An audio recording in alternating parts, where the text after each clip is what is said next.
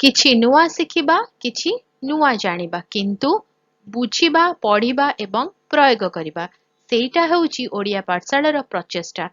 ଆପଣମାନଙ୍କୁ ସମସ୍ତଙ୍କୁ ସ୍ୱାଗତ ଓଡ଼ିଆ ପାଠଶାଳାକୁ। ଚାଲନ୍ତୁ ଆଜିର ଭିଡିଓରେ କଥା ହେବା ସ୍ପଷ୍ଟ ଆକାଶର ରଙ୍ଗ କାହିଁକି ନୀଳ।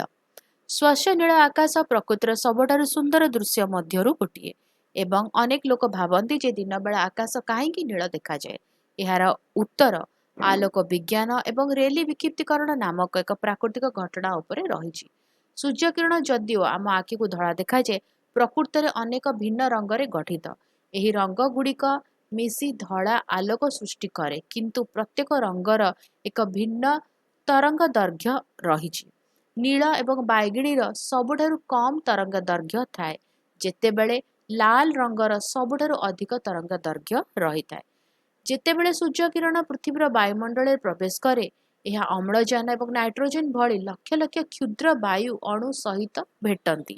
ଏହି ଅଣୁଗୁଡ଼ିକ ଆଲୋକର ତରଙ୍ଗ ଦୈର୍ଘ୍ୟ ଅପେକ୍ଷା ବହୁତ ଛୋଟ।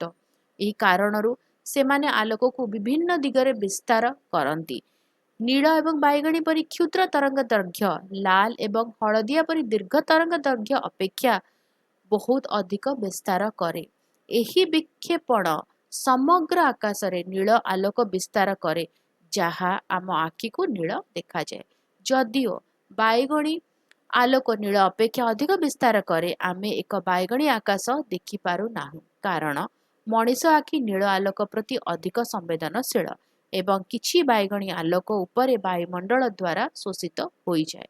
ଫଳସ୍ୱରୂପ ମିଳିତ ବିଚ୍ଛୁରିତ ପ୍ରଭାବ ଆକାଶକୁ ନୀଳ କରିଦିଏ। ସୂର୍ଯ୍ୟୋଦୟ ଏବଂ ସୂର୍ଯ୍ୟାସ୍ତ ସମୟରେ ଆକାଶ ନୀଳ ନୁହେଁ, ବରଂ ଲାଲ, କମଳା କିମ୍ବା ଗୋଲାପୀ ଦେଖାଯାଏ। ତାହାର କାରଣ ଆମେ ନେକ୍ସଟ ଭିଡିଓରେ ଜାଣିବା। ତ ଭିଡିଓଟି ଯଦି ଭଲ ଲାଗିଲା ତାହେଲେ ଭିଡିଓ ଟିକେ ଲାଇକ୍ କରିଦେବ। ଭିଡିଓଟିରେ ଯଦି କିଛି କ୍ୱେଶ୍ଚିନ୍ସ ଅଛି, କିଛି ଡାଉଟ୍ ଅଛି, ତାହେଲେ କମେଣ୍ଟ ଲେଖିକି ଦେବା, ଆନ୍ସର କରିବା। ଆଉ ଭିଡିଓକୁ ଅନ୍ୟଙ୍କ ସହିତ ସେୟାର କର, ଚ୍ୟାନେଲକୁ ସବସ୍କ୍ରାଇବ କରି ବେଲ୍ ଆଇକନ୍ ପ୍ରେସ୍ କରି ଅଲ୍ ନୋଟିଫିକେସନକୁ ଅନ୍ ରଖିଥାଅ। ତାହେଲେ ରହୁଛି, ଦେଖା ହବା ଭିଡିଓରେ। ଭଲରେ ରୁହ, ସୁସ୍ଥରେ ରୁହ, ମୋତେ ଅନୁମତି ଦିଅ। Bye bye.